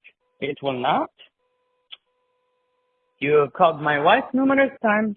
You show up to the office and say you have an appointment. There's no appointment. You're there for 5 hours. Again, I will get a restraining order on you. This is Rolando Timbers. And I really wish you would listen to my advice because you're crazy. Goodbye, Justin. Jeremy, I was unaware that you knew who my neurologist even was. I couldn't even hear it. I know. It's the good thing is typically it's nobody else can hear it and we can hear it, but this evening everybody else could hear it. But us. We just couldn't hear it. But us, yeah, I don't. And I'm okay with it. But Jeremy, you sly devil, you. So, with that, thank you, Jeremy. I do appreciate when I see my phone go off and I have a voicemail from you. It is literally Russian roulette of what that voicemail is going to be. Is it going to be for the show or is it going to be something relevant to what we are up to? So thank you again. Chris, what time is it, brother? It is time for the news, rumors, and gossip. Come on, man. We replaced the last word with something else this evening. No. Debbie, what did we replace it with? What? News, rumors, and started with You're like that substitute teacher that nobody likes that calls on you and they're not paying attention. I win a prize? Do I win a prize? It is time for news, rumors, and shit talking. News, rumors, and gossip. Ain't gonna work, dude. No. All right. So, news, rumors, and gossips brought to you by our good friends at Nate's Painting. Are we doing the intro or are we good? We did it. Okay, sorry. Did you just take a nap? No, No, we're just used to hearing it. We can't hear it now. Yeah, I can't hear it. So, sorry. Sorry, folks. Anyways, so, back to news, rumors, and gossip. Oh, my goodness. All right. The wheels are Nate's Painting is the sponsor of our news, rumors, and gossips. If you have anything you want to share with the show, please email it to Michigan. It does say Michigan on there. Wow, that's weird. All Things BMX. Come on, man. You've done it 100 times. Are you drinking tonight? No, I'm not. Reading. Is somebody pouring booze over in Chris's cup? No, it does. See, it does Brian's say that. backing me up. It says Michigan Podcast Show on Here's here. the thing. He's coming It's off his screwing me. chocolate cake. For you. It's 2 weeks in a row of Hall of Fames. Yeah. And look what happens. All right. So if you have any, I'm going right back to it. If you have any news, rumors, or gossip you want to share with the show, all things BMX show at gmail.com. You have something going on at your track you want us to talk about, you have a birthday shout out, move up, team, changing teams, new sponsor, whatever, give us a shout. We'll take a look at it. All right, so first thing we're going to is our contest we have going on, a raffle for our Yellow Cat gate, and it's a fundraiser. We're selling spots for this. It's $20 a spot. We got hardly any left. What do we got? Maybe 13, 15 left, something like that, I think. Man. So if you want in on this thing, it's up on the screen. You can see it. It's a Yellow Cat, and Justin can explain this better than I can, because I can't see what's up there. I'm sorry. God, you've been drinking tonight? You can't talk. You don't remember? Now you can't see? I don't drink, dude. Oh, way to be, Debbie. It's normally always like this anyways. So what we've got is our good friends over at Yellow Cat and the Michigan Wild BMX team. They actually took this gate. They built it, fabricated the entire thing. They bolted up one of the best gate systems money can buy, and that is the Yellow Cat gate system. And what we're doing is it's a little fundraiser here, and because we like to give back. So what we're doing is we're raising money. We sold 80 spots at $20 a piece, and what that did is that allows us to buy helmets for all the tracks here in Michigan. However, last week we called an audible, and we said, you know what? Our friends down in Ohio are really, really representing. They're buying a lot of these raffle tickets. Marquette. We just drove up there, okay? That was like 6 hours from here. And I don't think anybody from Marquette's track has bought a spot yet. Marquette, y'all Upper Peninsula people. Peninsula people, come on. So what we're going to do is strip it back, and if we have to, we're going to go two helmets per track for any representation. We're going to call an audible. That's the end of the story. Yep.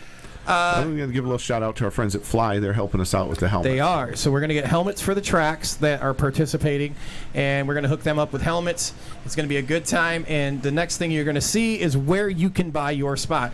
So the latest spots, they are on our Facebook page, and you can get your spot right there. You can buy it.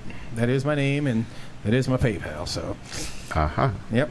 Just shoot over there. Get your ticket. Send it to me, and I think Brian's got a couple tickets on there. Chris, oh yeah, we need that. After I flip the gate in Toledo, I definitely need some training. Do some practice. On the gate. You guys get that down in Florida and set her up in the driveway and have some practice. Yeah. Well, Jesus, I still can't believe you're up here from Florida. It's like in the house. I know.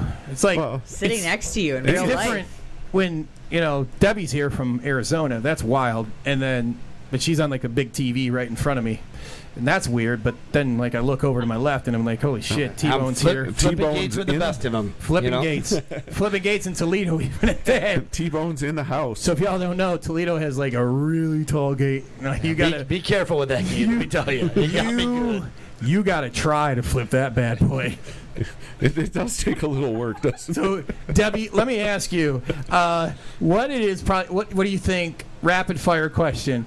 Your worst moment, embarrassing moment, racing. Whether it's flipping a gate or you decide to put clips on. Maybe you did or didn't. Then you just fall over on the person to the left or right of you. What is your worst embarrassing moment? That's probably falling over in the gate. Like when I decided I was going to come back and ride as an adult, and trying out these weird clips that I had no business being in BMX. I still don't. And here comes the clip controversy. In the gate with these little kids next to me. I think the day that I decided I was going to try them, I think I fell like 5 different times, but it wasn't just falling in the gate. I came across, this was at the Kearney Moto Track in San Diego. I came across the finish line and couldn't get my feet unclipped, and I ran into the fence and fell over. Yeah. Oh, that is great. Yeah, it was a very traumatic day for me. And our next little, that is awesome. So the next little bit of news for us here is, look, you guys out in Arizona, are you guys required to wear masks? Yes. You are. So Yes, our state right now has one of the biggest numbers in cases, COVID cases right now. well. So we're, with that said, let T-Bone and ATB help you, help us, and help everybody. So you guys can show your support. We have our own masks now. Because, you know what? We're not going to capitalize on something. Melissa's modeling in the back here. She has it? Is there? She's putting one on. Hang on. Let's cut to her camera. Hold on. All right. She's still getting ready. Here it is. All right. All right. Look at this bad boy. All right. Here we go. I don't know if you can get close enough to see. No. Well, hang on. Jason is here this week, just so you guys know. So he's going to zoom in real fast because. Nothing like a close up. Wait a minute. Hold on. Oh, look at those smucks. You schmuck. How did that happen? Look at that. Whoa. There it is. Oh, there we go. Okay. There's the there it is. There's ATV. Debbie will send you one. Got All your right. We're gonna bikini send you one. strings here. You're good Yeah. to go. So Right. if you're gonna go swimming, you can double. Very breathable. I don't know. I'm talking through it now. Living You a can bath. hear. Well, I mean, in a pinch. People doing that actually. I don't know. Yeah. Yeah. So are we got a bunch of those here? We got Oh, yeah. just a couple, or Oh, we got a bunch. all right. So $10. we're gonna have them this weekend down in Toledo. Oh, They will be in Toledo, and if you come up to us and tell us that you know who Heath Reese is from the formerly known product of Melee Faction, you will pay $20 for the mask. Okay, you will pay $20. Our buddy Heath. Our buddy Heath, because Yep. here's what we're going to do with the extra $10. We're going to put it in a pot so I can get this tattoo laserly removed off of me, because I tattooed his logo on my arm years ago thinking, oh, cool, Heath. It's forever, bro. True story, Debbie. But you can get your yeah, exactly. You can get your mask. Way too much information. Hey, we have a. They're What? contributing to our prize package for trivia. And this they are. evening. They're going to be in there. Alright. So make sure you guys get your mask. You can hit up the show, and we'll get them out to you guys. If you guys are going to be in Toledo this weekend, we're going to have them there.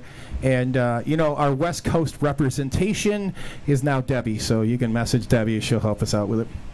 Yep. There you go. All right. So Just voluntold her. So come see us this weekend. We're going to be under the Kebco tent and the T-Bone tent. And the T-Bone. Yeah. We literally have 2 travel trailers, backed up on both ends. It's not going to be hard to find us. And a mosh pit in the middle of those. In the middle of all So this. it's going to be interesting for sure. Swear to There's gonna be God. stuff We're going to go. The Tough Girls team will be there also, so if they can't find Let you them, guys. let them know where we're at. I'll tell you where, after the show's done, I'll let you know where we're going to be pitted at so they can come over and hang out with us, because we're going to go live from there, and we'd love to talk to them. Make sure you stop by, say hi. Oh, get our trading card. And your mask. And your mask. Yeah. Because it's Ohio, and I don't know how weird they are, if they're like Michigan or not. Gotta have a trading card. That's a baseball trading card. We got to get one of those. Come Derailed. Jesus. Sorry. Derailed. Debbie, do you know anyone that has a birthday in July? There's your segue. I do. on. Yeah, I do too. That would be this guy down here on the end. I don't know, some guy with this rainbow girl jersey. The guy with the girly jersey on. That'd be the guy with the tough girls jersey on the end. Not even worriing. You are a tough girl, baby. That was my favorite jersey, by the way. I think I need mine to do too. a pump. Yeah, that's a good one. I'll still wear this bad boy in practice all the time. Yeah, so for anybody that's going to be in Toledo this weekend, Justin's birthday is on Sunday. Thanks. So make sure you Be stop by, sure. say hi. Happy birthday, old fart. He would love to be serenaded all day long, I would imagine. Anybody racing him this weekend, we're putting a T-bone bounty on his head. So if anybody Son of a bitch. If anybody can take, I hear a lot of people go over the berm in the first corner in Toledo. They do. They So do. anybody in Justin has done that himself. Age group. Old as shit. Come and speak to me, and we'll arrange it. I want son some of good a videos. Like it. So keep watching that. What do you age up? How old are you? No, not yet. Piss off, Chris. I ain't aging up yet. Jesus, man. Only piss off. Wow, you held that back. I'm proud of you. I thought he was gonna swear. He was close. No, I don't age up. What, yet. 43? He will be. I am 43. Not So yet. that'd be 41, 46 expert? No, 41, 45. 45. I'm sorry, 41, 45. All right. So pay attention to that race this weekend. Great. Now there's a bounty. A T-bone bounty, not just a bounty, a T-bone. You know, It's got to be T-Bone, man. So, there we go. Damon says he's putting money in the pot. It's gonna be put your fun. money away, Damon. Damon's in. Miss Gate 9 Jenny says starting at 6 p.m. tomorrow, Ohio has mandatory masks. All right. Well, hey, even better. Get your mask. Come and get your mask. Come and get these $15. They're in demand now. Supply and demand. Well, it's Can you change that? the extra $5 is for my hospital bills. From the T-boning you're gonna take. That's what she said. Oh, anyway, Lord. let's go to our I next was gonna piece say of that, news. but I held No, back. we going to. We got to go to birthdays now. Hey, so happy birthday, Justin. Thank All you. seriousness. I really appreciate it. And I appreciate Debbie being on this show, which you missed the birthdays. Go back one. We already did birthdays. No, we only we did just did Justin's. Justin's. You only We did got some other mine. ones to go through. and we have so many others. Like Brian. Yes, here it is. Yeah. All right. Okay. So, we got see that. lots of birthdays this week, and here's a cool thing. My brother from another mother, Eric Boyer. We have the exact same birthday, Mr. Samurai himself. So for those of you that wonder what the little sticker is on the back of my microphone, that is Samurai Industries and Eric Boyer. Happy birthday! And the other T-Bone, Tanner Sebesta. Another T-bone. There is. Oh, geez. Tanner Sebesta. It's his birthday. Scott Hoover, a.k.a. second best announcer out of Michigan. Happy birthday. One of our early on guests, Mr. Brian Colgrove. God, that feels like a lifetime ago. Debbie That probably does. recognizes the first name on the list. I know. Do you know that? Oh, she probably can't see Alice Bixler. it. You know that name? Who, me? Yeah. You know Alice Bixler? Alice? No. From Sarasota. She's been there about 40 years. She's been there since the beginning. Yeah.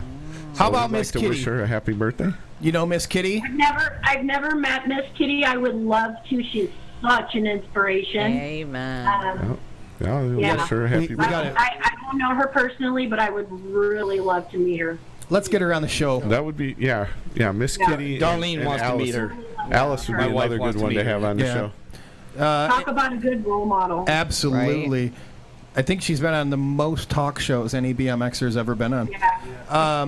Lance Mosley. You dirty son bitch, Lance. That's all I'm going to say. You melee faction mo-effer. You dirty... Is he in your class? No, well, maybe... He might be the T-bone guy then. Billy says he's going to start racing so he can come for that bounty. Billy, here's how this... Wait a minute. Now I got to put a bounty on Billy. We're gonna have the T-bone bounty on Billy. Gate 9 Billy. T-bone Justin. Billy's chance of ever catching me is like an ant climbing up an elephant's ass with rape on its mind. And so the next thing... Whoa. I heard that in a movie from 1978. It might have been Slapshot. I'm not sure. Anyway, there's still a couple more birthdays. Let's hit the And birthdays. RJ Pavin, happy birthday, you guys. And that's our birthdays. We got to go to Heavy Pedals. Happy birthday, everybody. Get some. There we go.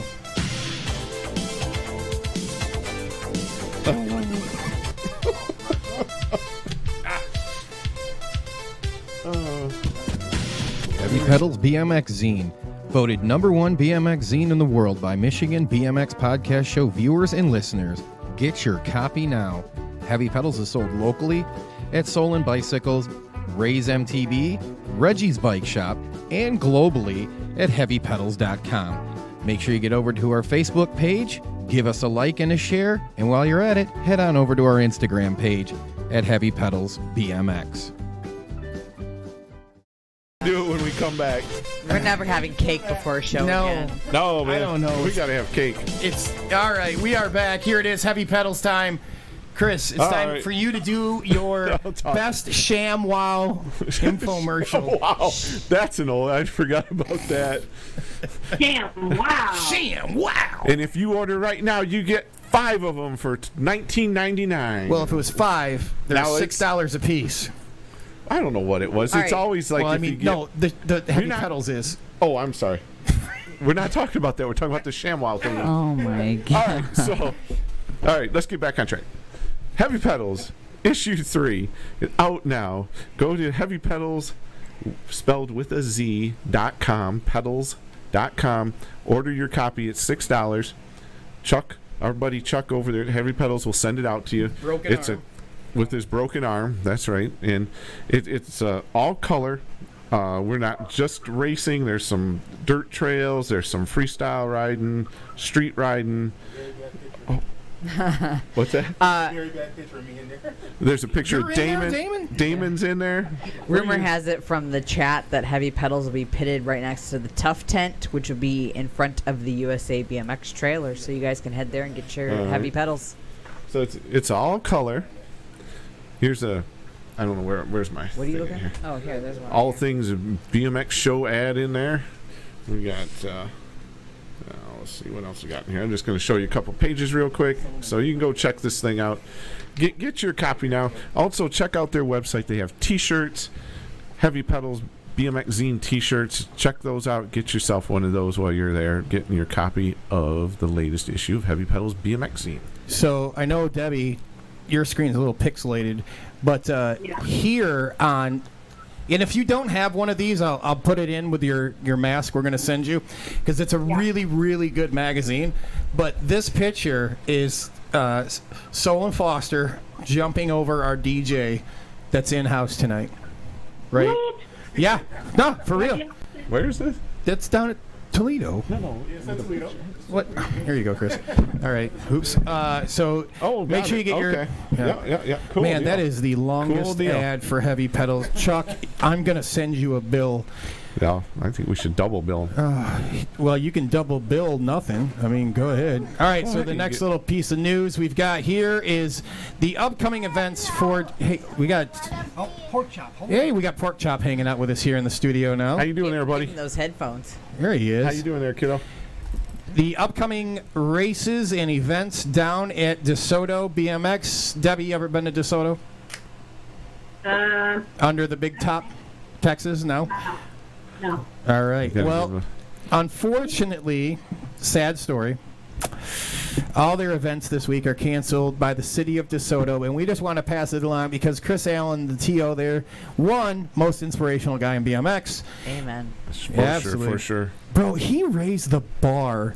So I'm looking at his pictures from his 20th wedding anniversary this week, and Oh yeah, we should give him a shout out for that. yeah, Happy anniversary. happy anniversary. Not only did they go to, what was it, honey, the Cancun? Cancun, I think it was. That was where they went for their 20th anniversary. At their wedding, he played a guitar and sang to his bride. I was like, well, way to set the bar so high that, You're taking me on a cruise. You're good. all right, fair enough. Oh, okay, This we year. heard it. Great segue to the next piece of news on Mighty Mo's cruise.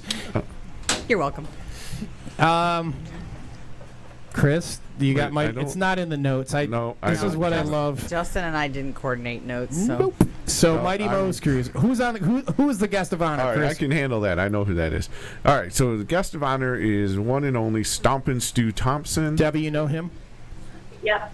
And I sent you a picture of him and I in that grouping. Yeah, it's been in the slideshow. and also our buddy Howard Cato, who was on a few weeks ago with us, is going to be there as well. So Now, Howard. yeah, so he's got those two guys coming, and I believe T-Bone is a sponsor of the cruise itself. I think it's the title sponsor now, right? Yep. We teamed up with Moses, and it's going to be a great cruise going to the Bahamas.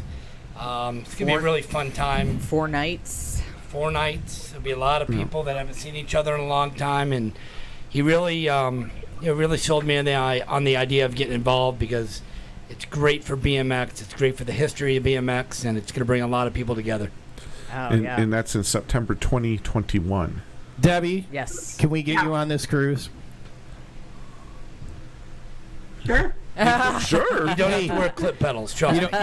No clip pedals. And here's the thing: with all the empty beer cans rolling around Michigan right now, because no one can return them, it'll be easy to get the money to cover get some it money here. together for that. Oh, so easy. Actually, it's funny because Melissa and I are both confirmed on it, and that's how we paid for our cruise. We we literally took back all the PBR cans from the late night after show Zoom meetings. Friday Night Live shows. The Friday Night Lives. So Friday Night Live shows, absolutely. So, Deb, we would love to have you on there. It would be great, and we look forward to that. Our next piece of news. All right. We have some big races coming up here in the Michigan area over the next couple weekends.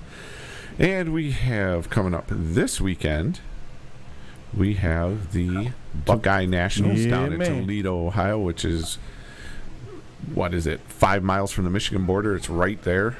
Boom. So I don't even count it as Ohio. It's basically, you can throw a rock from the track and probably land it in Michigan. It's that close. Still Ohio. Only from your helicopter. Only from Chris's helicopter, as Paul said. Of course. Also, we have... Zing. You guys are killing me. I can't believe it. All right. So, next weekend, the state series picks back up. So, next weekend, we have... Which state? Michigan State Series. Greatest state in the union. In the mitten. Greatest state in the mitten. Mitten and union and everything going on. We are ripping in the mitten, dude. All right, so Capital City Family BMX, Lansing, Michigan, August 1st, state race. Next day, Sunday the 2nd, Richfield Park. So we're running them 2 days right in a row. Paul's track, just for the record. That's our sound guy. Paul's the president up at Richfield Park. So they're running. That's next weekend, the 1st and 2nd of August, and then the next weekend, we're heading up to the Port Huron area, up on the we're kind of on the border of Michigan and Canada up there, and it is Can-Am BMX Saturday, August the 8th. So they're running their state race, and then the next day, Sunday, August the 9th, coming back across the state to Waterford Oaks. Chris and I and Melissa's track, and Jason. Poor Paul. Paul's giving us a hard time about that. So in 2 weeks, head over to Can-Am on Saturday, Waterford Oaks on Sunday. Check that out. And then the finals is August 23rd. That's going to be at Rock City over in Rockford, Michigan, over in the Grand Rapids area. Just for those that aren't familiar with everything we're talking about here, but we do have folks that aren't from Michigan listening, so we'll tell them about it.